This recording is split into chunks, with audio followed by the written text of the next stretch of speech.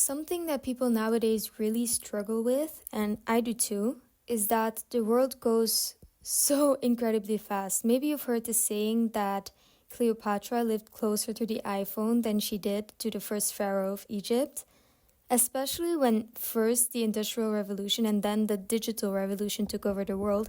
Everything accelerated even more. And when we look at our daily ordinary existence and how we go through the day, it's hard for us to do nothing.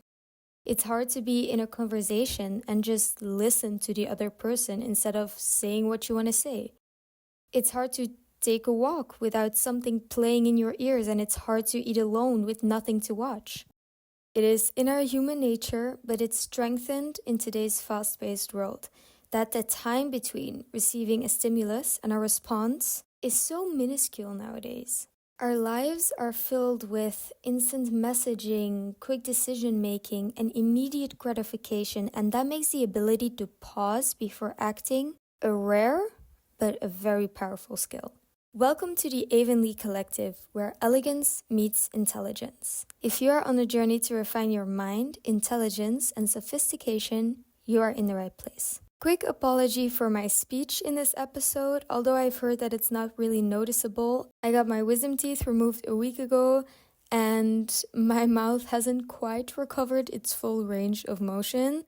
If you do notice it, it should be gone next episode. Otherwise, it's just my voice that you don't like, and then we're a little bit further from home. So yeah, quick side note, hopefully not all that noticeable.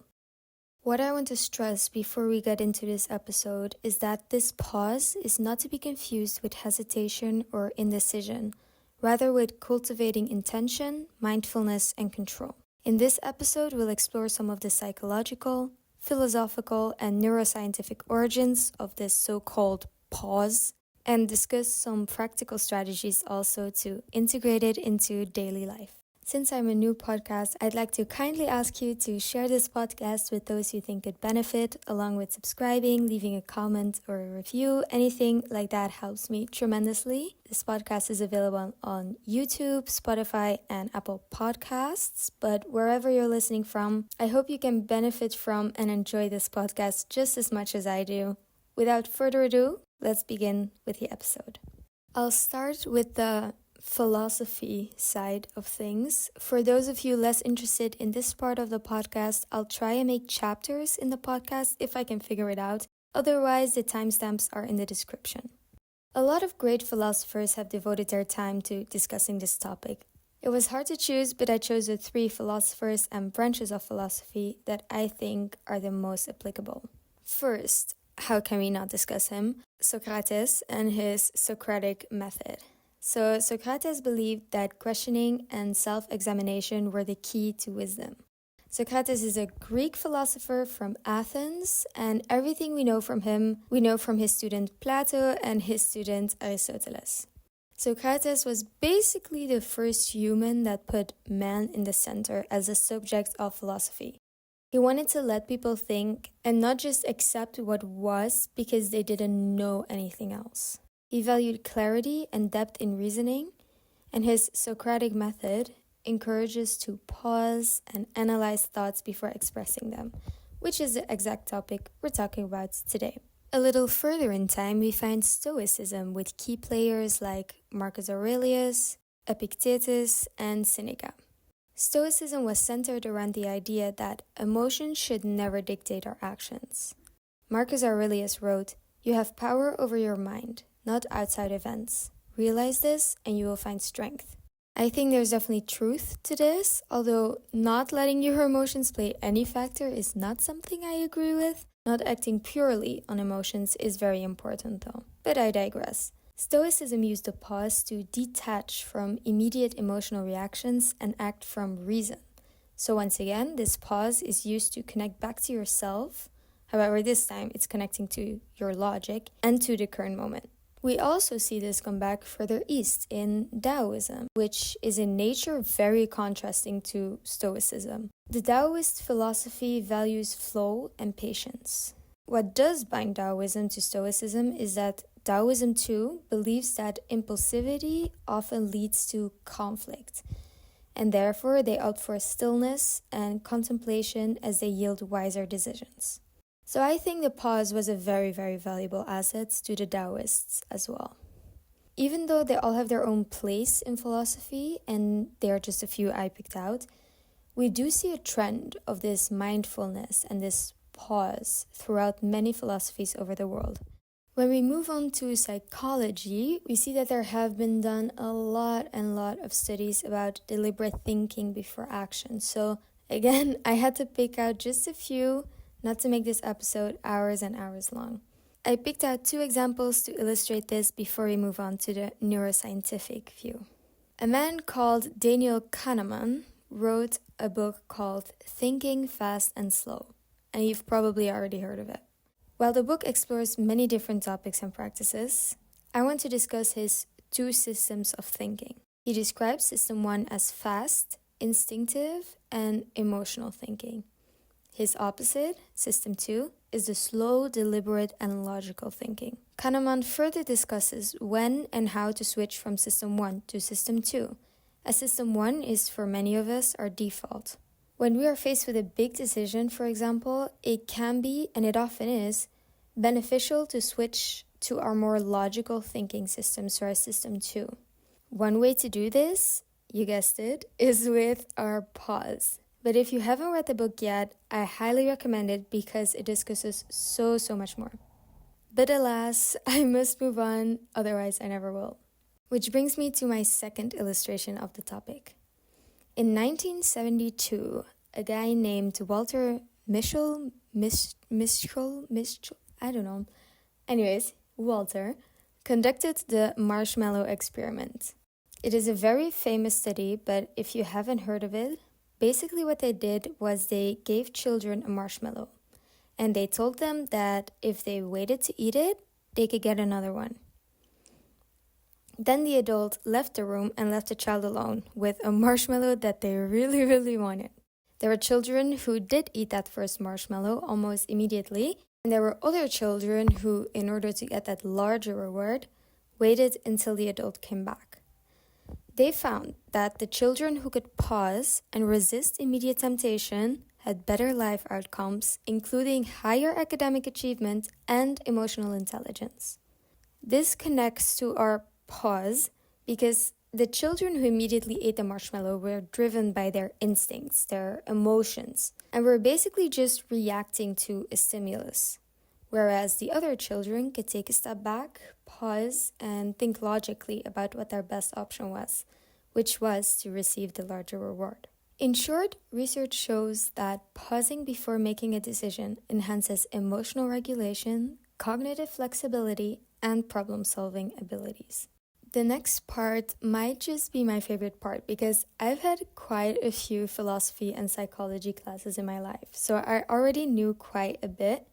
However, neuroscience I find very interesting, and I, before my research for this episode, didn't know all that much about it.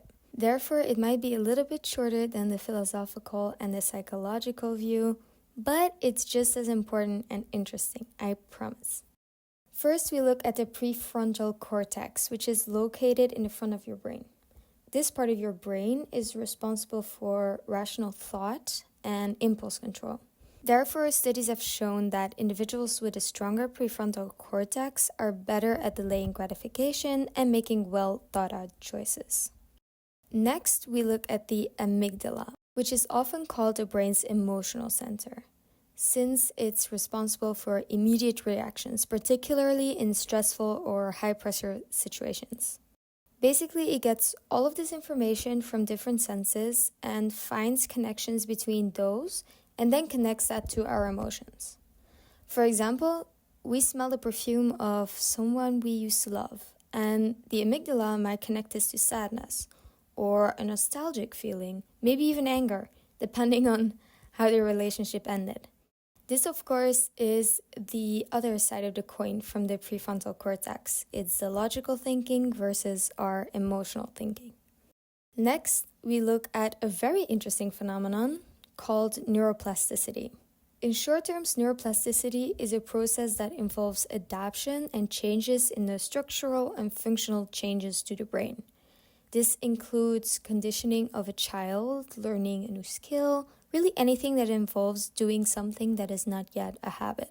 What makes this really interesting is that the more we practice our desired skill, the stronger this neural pathway becomes and the more habitual it will become to us. For example, when learning a new song on the guitar, eventually your fingers will have the muscle memory to play it without all too much thought, at least not the same level that you needed when you initially were learning the chords. The same goes for mindfulness and the pause. The more we utilize that pause and distance ourselves from our initial reaction, the more natural it will become. Lastly, I want to talk about something called HRV, which stands for heart rate variability, meaning better adaptability of the nervous system. This leads to better resilience under stress. We can increase our HRV in a couple of ways, including controlled breathing and strategic pausing, which is, of course, what we are talking about today. Having a higher HRV leads to improved emotional regulation and mental clarity. So, right up our alley. We have discussed a few aspects throughout different sciences on why pausing is important. Increased self-control, better emotional intelligence, and improved leadership and decision-making, for example. Before we get into the practicalities, I want to stand still for just a few seconds to discuss impulsivity, which is what we are trying to conquer. When we look at our daily life, impulsivity can steer us on the wrong path in a number of ways. For example, saying something hurtful in anger can damage our relationships. Being able to take that pause opens up space for empathy and measured responses. Impulsivity can also present itself in impulse purchases, which can lead to debt and regret. Again, our pause can be beneficial for rational financial spending. Lastly, even in our career, a pause can be of tremendous help. Accepting a job offer too quickly or quitting in frustration can put you on the wrong path. Strategic pauses can help align choices with our long-term goals. Now that I've hopefully convinced you to integrate this pause into your life because it is really important, I'll give you 7 ways to implement this in your life. I always try to add an action-based portion in my podcasts as it's just so incredibly important, I find. We see this over and over again in literature that application is really one of the best ways to learn. But I also know that quite a few people, myself included, will listen to a podcast, watch a video, read a book, whatever, and then just go on with their lives. No matter how important or motivational that content was, we don't do anything with that information and then we end up forgetting it. It's up to you what you choose to take from this part. Mix and match at your own free will, but I hope you find something that can help you. Our first strategy is the 3-second rule, which is probably the most obvious of the strategies, but it stays a good one. Before reacting emotionally, whether in conversation, email, or in decision making, count to 3. Even though the pause is small, it can prevent impulsive mistakes. I find it to be kind of like a reset to your brain, and it activates thinking in a way instead of just reacting. The second strategy is deep breathing and mindfulness. Studies show that controlled breathing can reduce stress responses and increase cognitive clarity. One example of this is the 4-7-8 technique, where you inhale for 4 seconds, hold for 7, and then exhale for 8. This once more enforces that pause and calms emotional impulses. The third strategy is asking yourself the question, what would my future self say? You can do this just in your head, or you can take time to write it down and look at the broader scope of your life instead of just a decision or a reaction taking place at the moment. So you can really take this as far as you like. Neuroscience suggests that imagining your future self helps override short-term temptations in favor of long-term wisdom, which I think is quite a good way to go. Our fourth strategy travels back to our friend in Athens, and it is by using the Socratic pause. Before you speak, ask yourself questions like, is it true? Is it kind? Is it necessary? If not, remain silent. I'm someone who really likes talking. No wonder I'm recording a podcast right now. But so that last question, is it necessary? I am really taking away from this episode. Let me know in the comments what you take away from this episode, and perhaps if you have other tips, I'd be very interested to have some conversations that can better us all. But I digress yet again. Fifth, journaling and reflection. You can have what is called a decision journal. It's exactly what it sounds like. It's a place where you can conduct a thoughtful analysis for a decision you are faced with. But by having this and by writing it down, it provides even more benefits because you can look back and you can recognize patterns of impulsivity and of deliberation. You can discover what situations bring out that impulsivity in you, and once you know it, you can work on it. Number 6 is meditation and visualization. Studies on meditation show that regular practice increases prefrontal cortex activity, which, if you listened well, you remember from our neuroscience section. This activity reinforces self-discipline and impulse control, which in turn reinforces that pause. Lastly, number 7, it is to practice strategic delays.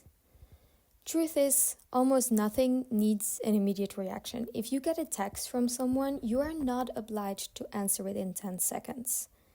This is, however, something small. What I'm trying to show is that not every decision needs to be made right here, right now. Set a rule for yourself to delay non-urgent decisions by 24 hours, for example. This is especially effective for financial choices, career moves, and major life decisions.